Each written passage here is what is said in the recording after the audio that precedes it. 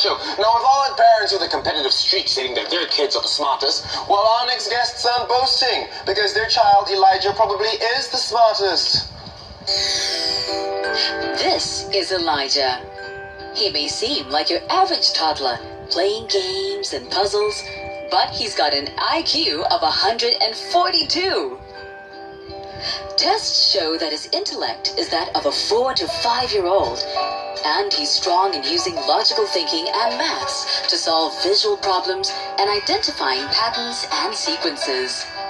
In fact, 2-year-old Elijah is so smart, he's the youngest member of Mensa Singapore. Now, Mensa Singapore is, of course, the society for people with high intelligent quotient or IQ. That's why I was crying, because I don't think I can join him in this interview. Anyway, joining us in the studio is Elijah, his mom Laura, and his father Anatoly, and Elijah psychologist Wilson Chan. Welcome, guys. Hi. Welcome. Hi. We better ask Elijah a really important question. Elijah, are you smart? Yes, see? He knows. So Laura, tell us, how do you come to find out that Elijah has such a high IQ? Well, basically, I chanced upon a test, the Brain Challenger series, and I bought it a few years ahead of time. And And this was when he was how old? when he was about 6 or 8 months. Right, and Actually, very, very young. you bought it for him Yeah, when much older. Yeah, I didn't expect him to do it at that time. I was just reserving it for about 3 years or 4 years' time. Wow. And then he picked up the series and he started pointing out the answers, and I was very surprised, and I thought it was a fluke, right? So I just turned the pages and he just kept doing it, and he gained such a keen interest in logic puzzles. That it became quite intense. Oh, okay. Yeah. And I think we're going to get Elijah to do a jigsaw puzzle right now. What about this one? What about the shapes tests? Can you help him? Can you please help me? I can't figure this out. I think he wants to do the jigsaw puzzle. Okay, you can do the that jigsaw one then. puzzle. But I'm going to ask Wilson over there. Wilson, please tell us about the Stanford-Binet IQ test. What's that? Well, the Stanford-Binet IQ test is one of the few tests that's used internationally, worldwide, to assess children to adults. In terms of what's the IQ level, as compared to people their own age in months. So it looks at the reasoning abilities, the verbal reasoning, the non-verbal reasoning. Amongst this, there's also the memory test as well. So that's why we try to assess children and see where, in the case of Elijah, where is he at as compared to another child's age. Right, so it's a lot of questions. A lot of, there are 10 different tests and many different activities. So it's very interactive on a one-to-one. Yeah, it's quite fun for young children. It's age appropriate. And adults can do it too, right? Well, if you're interested, I could run a session for you.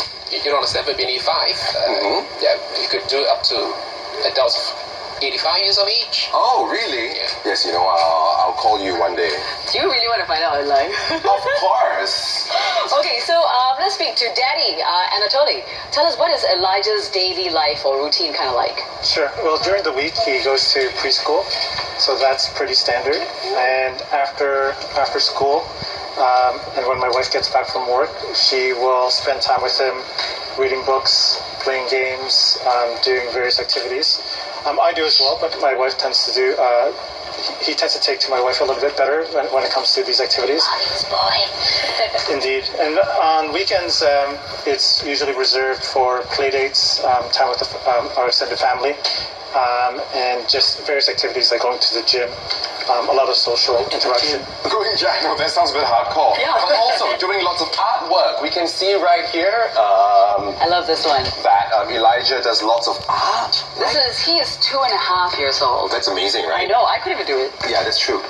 Elijah, what's this?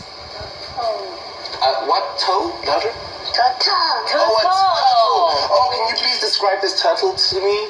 Where's the turtle's head? Head. That's the turtle's head? It's abstract art. Okay, I thought there's the turtle's tail. They don't have tails. Do they? Anyway, then where's the turtle's shell? There? Wow, it's very far away from the head. it's quite interesting. I quite like it. He's like, don't disturb me, Uncle En Lai. I'm working on the jigsaw puzzle right now. Yes. Let's put down the abstract expressionism.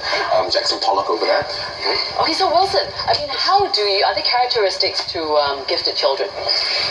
Yes, you could tell very clearly, from his advanced reasoning abilities. Like when, Uncle En Lai gave, like some instructions to work on the puzzles. He could very well, take on instructions, understood instructions, and carried out instructions. Very much quite different from a typical child his age at 2.5 years old. And there we have it. We've got a prime example right here. Wow. He's just finished this whole jigsaw puzzle during the interview. We're not even done with the interview, I know but he's exactly. already finished this. This is absolutely amazing. So advanced reasoning, any other characteristics? Well, the other one would be pretty much also in terms of their memory. I understand from Eli's mummy that Eli is pretty good in remembering things in a car and things like that. Okay. Oh yeah, can you just tell us more about that? Okay, well, he has a very keen sense of direction, unlike the mummy.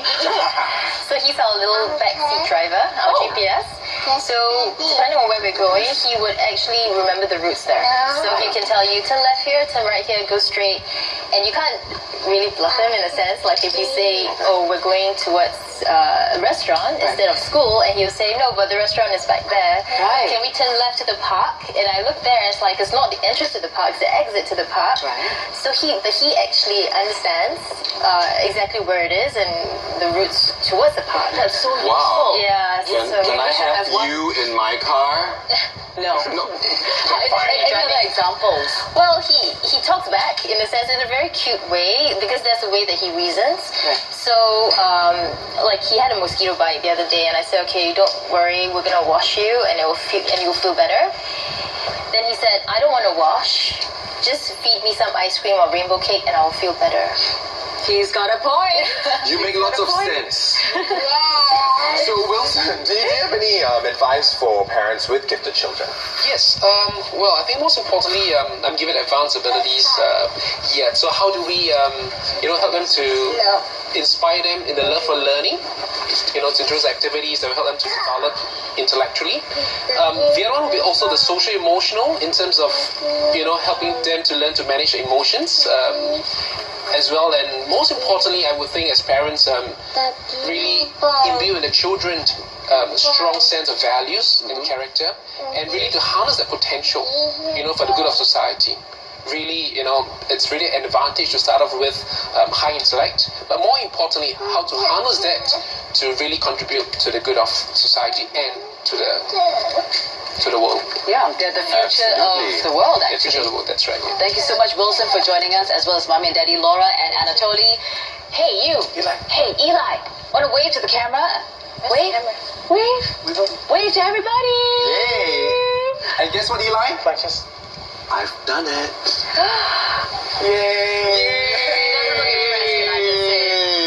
Anyway, we'll see you after the break.